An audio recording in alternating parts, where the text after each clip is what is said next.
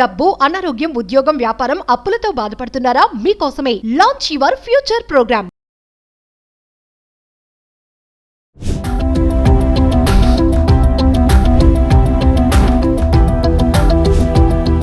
నమస్తే, welcome back to Suman TV. Present మనతో పాటు ఉన్నారు TEDx speaker, legendary award winner in real estate, realtor oxygen founder and CEO doctor Nandi Rameshwar Rao గారు. నమస్తే sir. నమస్తే అమ్మ. సార్, సొంతింటి కళ అనేది ప్రతి ఒక్కరికి ఉంటుంది. అది చిన్నదే కానీ పెద్దదే అవనివ్వండి.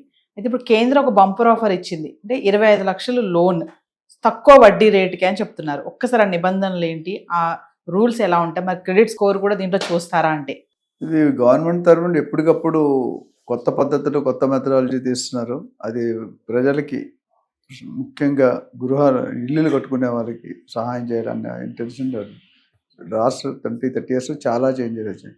నాకు ఇప్పటికీ గుర్తు, మేము 2014-15 ఇల్లు కొనుక్కున్నప్పుడు 10.5% ఇంట్రెస్ట్ ఉండేది హౌస్ లోన్ మీద. అట్లా పర్సనల్ లోన్ అయితే ఇంకా వేరే 16-18% ఉంది. సో ఇప్పుడు చూసుకుంటే 8% వచ్చింది. 8.5 కంటే ఎక్కడ ఏ బ్యాంక్లో కూడా ఎక్కువ లేదు. ఇప్పుడు కొత్తగా PMAY ప్రధానమంత్రి ఆవాస్ యోజన పద్ధతి కింద, స్కీమ్ కింద 25 lakhs లోన్ ఇవ్వబడుతుంది. సింపుల్గా, పెద్ద కాంప్లికేషన్ ప్రొసీజర్ లేకుండా. ఇందులో కొత్త మార్పు ఏం తీసుకుంటే, వైఫ్ అండ్ హస్బెండ్ కలిపి కూడా తీసుకోవచ్చు. ఓకే, జాయింట్గా ఆ లోడ్ అనేది డిస్ట్రిబ్యూట్ అయిపోతుంది. అంటే ఇప్పుడు EMI కట్టాలన్నా అది కొన్ని లెక్కలు ఉన్నాయి, దానికి ఎవరికైనా డీటెయిల్గా కలిస్తే మనం చెప్తాం. ఇంకొకటి ఏం చేశారంటే, ఫస్ట్ టైం కనుక ఇల్లు కట్టుకునేటట్టయితే వాళ్ళకు కూడా సబ్సిడీ ఇస్తున్నారు. ఐటీ కూడా బెనిఫిట్స్ ఉంటాయి. మీరు రిటర్న్ చేసుకోవచ్చు. ఇంత అమౌంట్ వరకు సంవత్సరానికి ఇంత మీరు కట్టిన ప్రిన్సిపల్ అమౌంట్, ఇంట్రెస్ట్ అమౌంట్లో కొంతవరకు మీకు ఐటీ ఎగ్జామ్షన్ వస్తుంది. అదే గ్రామీణ ప్రాంతాల్లో, అంటే మేబీ రూరల్ ఏరియాస్లో కట్టుకుంటే కనుక వాళ్ళకు కూడా ఒక స్పెషల్ బెనిఫిట్. అంటే దే ఆర్ ఎంకరేజ్. ఇప్పుడు ఇండస్ట్రీలో SEZs అని ఉన్నాయి, స్పెషల్ ఎకనామిక్ జోన్స్. అర్థం ఏంటి? పోచారం అంతమంది ఎప్పుడైనా విన్నారా? 10 years బ్యాక్ మీరు వినలే. ఎప్పుడు విన్నారు? ఇన్ఫోసిస్ అనే కంపెనీ వచ్చాక ఆదిబట్ల అనే TCS అనే కంపెనీ వచ్చింది. అట్లా ప్రతి SEZ, ఒకప్పుడు ఫైనాన్షియల్ డిస్ట్రిక్ట్ అంటే ఎవరు తెలియదు.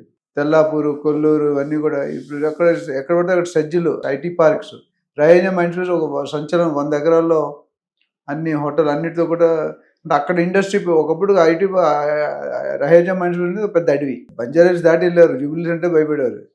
కానీ అలాంటిది ఇప్పుడు IT పార్క్ 100 ఎకరాల్లో ఎంత బాగా వచ్చిందంటే, ప్రతి ఇండస్ట్రీ, ఒకటి పెట్టిన ఇండస్ట్రీకి ట్యాక్స్ రాయితీలు ఉంటాయి. ఇన్కమ్ ట్యాక్స్ ఉంటాయి, electricity benefit, excise duty, customs duty, ఏది వర్తిస్తే సర్వీస్ ట్యాక్స్. అంటే ఫస్ట్ 5-10 years వరకు ఏమీ ఛార్జ్ చేయరు. అంటే గవర్నమెంట్ ఇస్తే ఎంకరేజింగ్. ఆ ఏరియా డెవలప్ అవ్వాలంటే ఒక ఇండస్ట్రీ పడినా, ఒక రైల్వే స్టేషన్ పడినా, ఒక మెట్రో స్టేషన్ పడినా, ఎయిర్పోర్ట్ పడినా, బస్సు ఆటోమేటిక్ డెవలప్ అవుతుంది.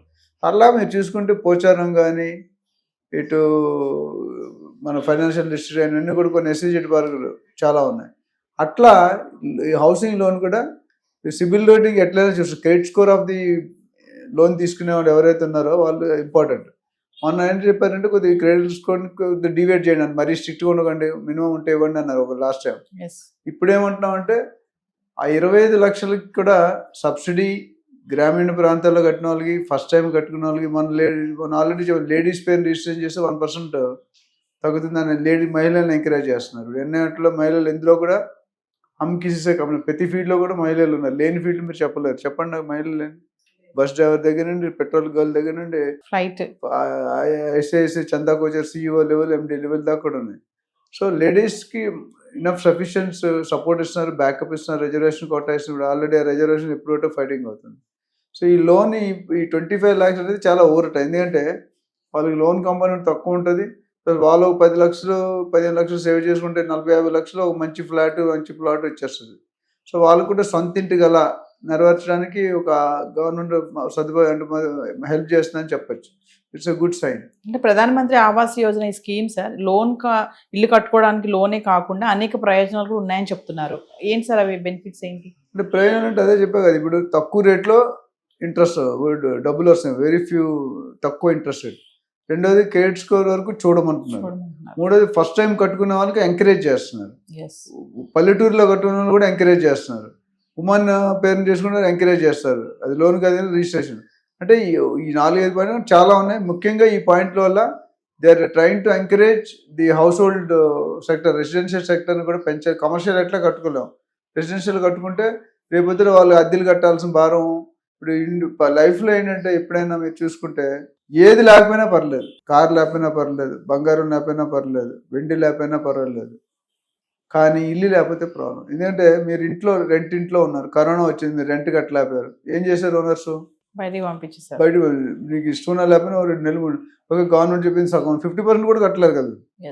గవర్నమెంట్ ఇప్పుడు కేసీఆర్ గారు ఉన్న గవర్నమెంట్లో అప్పుడు అయింది, ఓనర్స్ ప్రెజర్ చేయకండి 50% ఇస్తారు, లేకపోతే ఇవ్వకపోతే టైం ఉంది. ఎంత టైం ఇస్తారు? 3 నెలలు, 4 నెలలు, 6 నెలలు, 10 సంవత్సరాలు ఇవ్వరు కదా. వాడు కూడా ఈఎంఐ కట్టుకోవాలి కదా. సో అప్పుడు ఏమైంది? You're and road.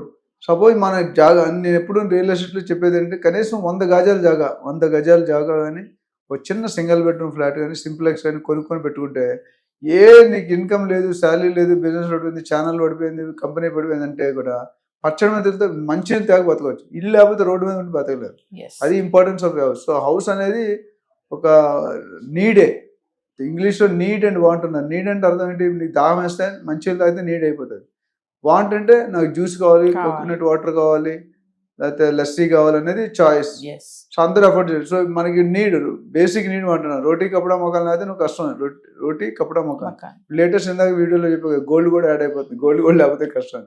సో ఓవరాల్గా ఈ స్టెప్ అనేది పిఎంఏవై తీసుకున్న step, it's a positive step and it's helping lot of, అంటే పూర్ పీపుల్ కానీ ఎల్ఐజీ క్యాడర్లో ఉన్న వాళ్ళకి హెల్ప్ఫుల్ అవుతుంది. సో మామూలుగా క్రెడిట్ స్కోర్ అని చెప్తున్నారు కదా, స్కీమ్ కింద కాబట్టి చూడమంటున్నారు. మామూలుగా క్రెడిట్ స్కోర్ బాగుండాలి అంటే ఎలా మెయింటైన్ చేయాలి సార్? అంటే మీ క్రెడిట్ స్కోర్ అంటే ఇప్పుడు క్యారెక్టర్ ఆఫ్ ఎ పర్సన్ అంటే ఏంటండి?